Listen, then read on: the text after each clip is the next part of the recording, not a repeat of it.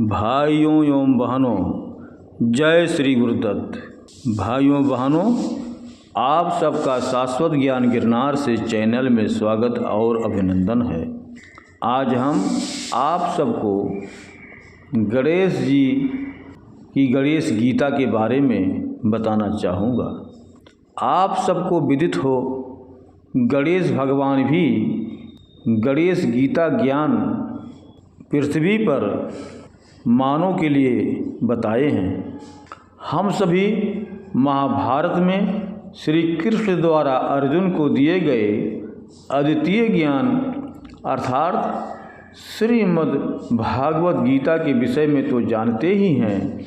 महाभारत के भीष्म पर्व के आरंभ में ज्ञान का ये अथाह सागर वर्णित है, जिसमें 18 अध्याय एवं कुल 600 श्लोक है। किंतु क्या आप ये जानते हैं कि गणेश ने भी गीता का ज्ञान दिया था, जो गणेश गीता के नाम से प्रसिद्ध है। भाइयों बहनों, गणेश गीता के बारे में जानने से पहले हम आप सबसे अनुरोध करूंगा कि चैनल को सब्सक्राइब एवं वीडियो को लाइक तथा शेयर जरूर करें एवं कमेंट्स बॉक्स में अपने विचार से हमें अवगत कराएं।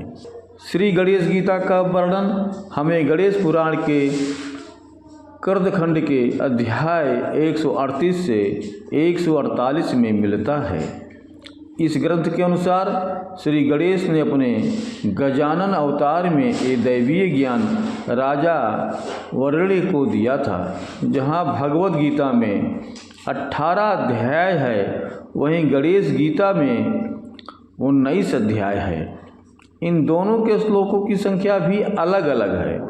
भगवत गीता के 600 श्लोकों की तुलना में गणेश गीता में 112 श्लोक हैं।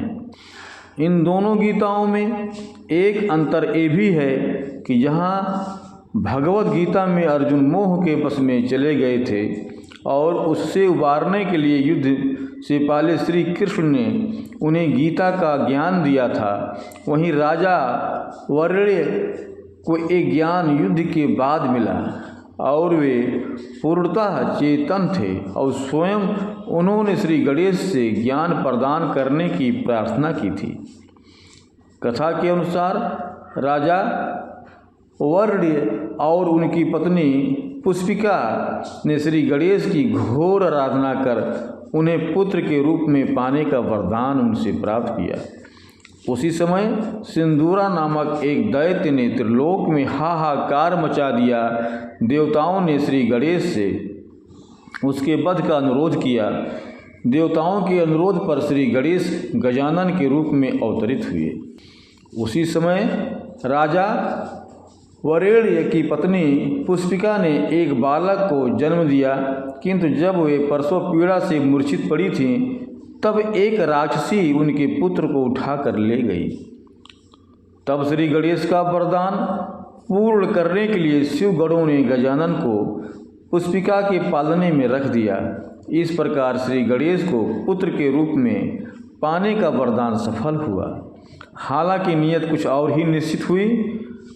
जब पुष्पिका की मूर्छा टूटी तो गजमुख चतुर्भुज बालक को देखकर वो डर गईं। जब वरुण ने ऐसा अद्भुत बालक को देखा तो दैववश उन्हें अपने उस वरदान का विस्मरण हो गया था, जो उन्हें श्री गणेश से मांगा था, और उन्होंने ये सोचकर कि वो बालक अशुभ लक्षणों के साथ पैदा हुआ है, गजानन को वन में छोड़ दिया। उस समय वन में विचरण करते हुए महर्षि पराशर ने उन्हें देखा और उन्हें अपने आश्रम ले आए। गजानन वहीं बड़े हुए और उन्होंने महर्षि पराशर से ही शिक्षा प्राप्त की। समय आने पर गजानन ने सिंदूरा दैत्य का वध कर सृष्टि को उसके अत्याचार से मुक्त किया। तब जाकर वरुण और पुष्पिका को ये पता चला कि जिस बालक को उन्होंने त्याग दिया था वो कोई और नहीं, स्वयं श्री गणेश जी थे। वे दोनों तत्काल उनके पास गए और अपने कृत्यों के लिए क्षमा याचना की। गजानन उनके भक्त से प्रसन्न हो गए और अपने माता पिता से कहा कि जिस कार्य से मैंने अवतार लिया था वो पूर्ण हो चुका है, इसीलिए मुझे अपने लोक जाने की आज्ञा दें।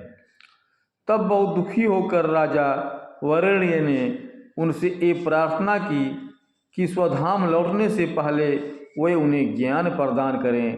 तब श्री गणेश ने उन्हें ज्ञान की अनेक गूढ़ बातें बताईं, जो कालांतर में गणेश गीता के नाम से प्रसिद्ध हुई।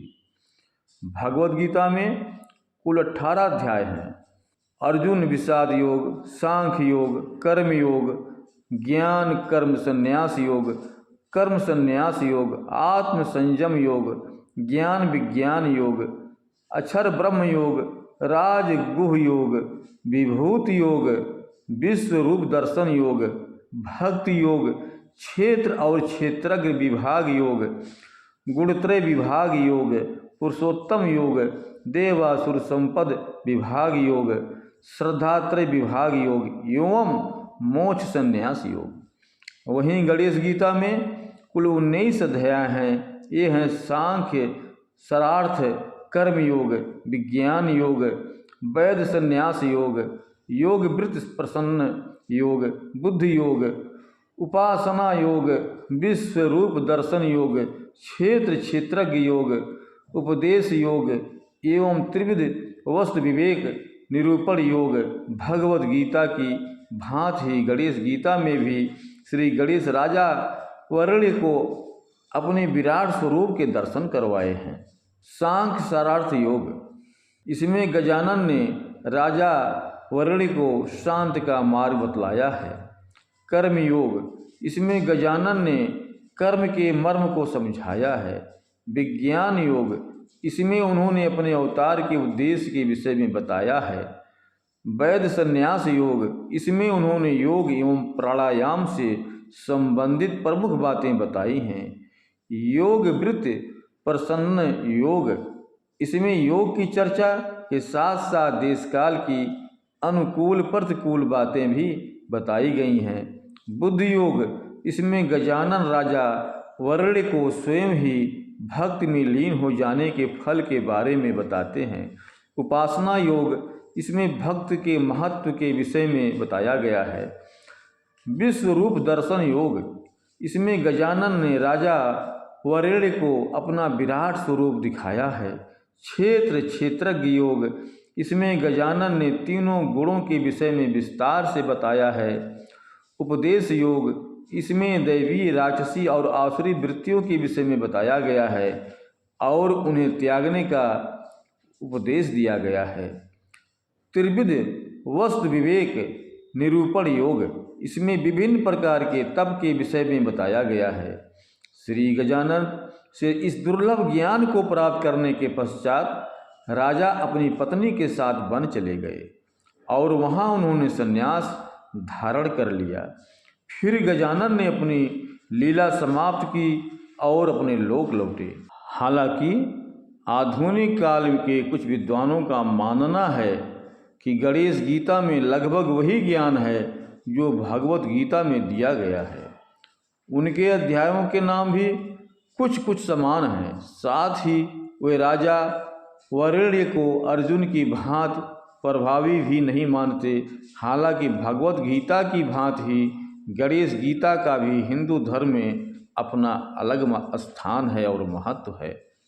भाइयों बहनों, अब हम अपने शब्दों पर यहीं विराम देता हूँ। पुनः मिलेंगे अगले वीडियो में। जय श्री गुरुदत्त, जय श्री गुरुदत्त।